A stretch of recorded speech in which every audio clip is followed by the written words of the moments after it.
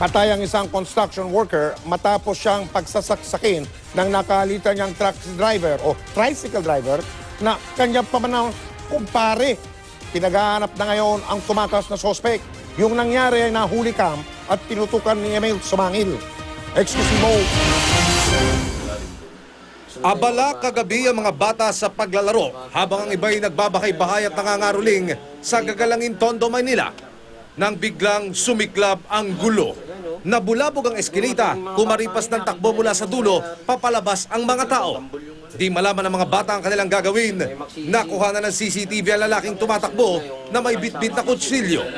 Siya ang 30 taong gulang na tricycle driver na si Mark Anthony de la Paz.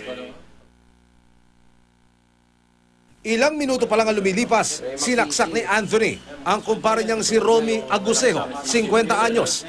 Hindi makikita sa CCTV video ang pangyayari dahil nangyari ito sa dulo ng eskinita. Napatay ang biktimang si Agusejo at large pa ngayon si Anthony. Hindi po makatao yung ginawa sa kanya, para siyang baboy na kinakatay. Ayon sa investigasyon, napiko ng suspect sa biktima matapos siyang sawayin nito. May alitan na sila dati pa tungkol sa parking. Yun naman pong mga kamag-anak ng suspect, kinokontak namin ngayon sa kasalukuyan at hinihikayat po namin na sumurrender na lang. Karpintero ang biktima at siya lang ang tanging inaasahan ng kanyang mag-iina. Anthony, alam mo, ginawa mo sa buhay namin, sinira mo pamilya ko. Walang ginawang masama sa'yo, asawa ko.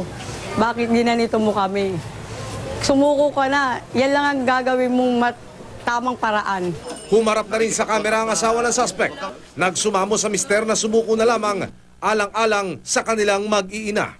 Kasi di ko po alam ba't nagawa rin yun eh.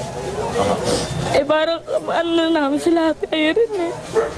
Hindi na ba ko kami magkakaiba yun? Kaya nagulat ako, sabi ko bakit sa dami, bakit asawa ko pa yung gumawa nun eh. Sana may punasan ka, sumuko ka na para matahimik na rin sila tayo rin. Emil Sumangil, nakatutok, 24 oras.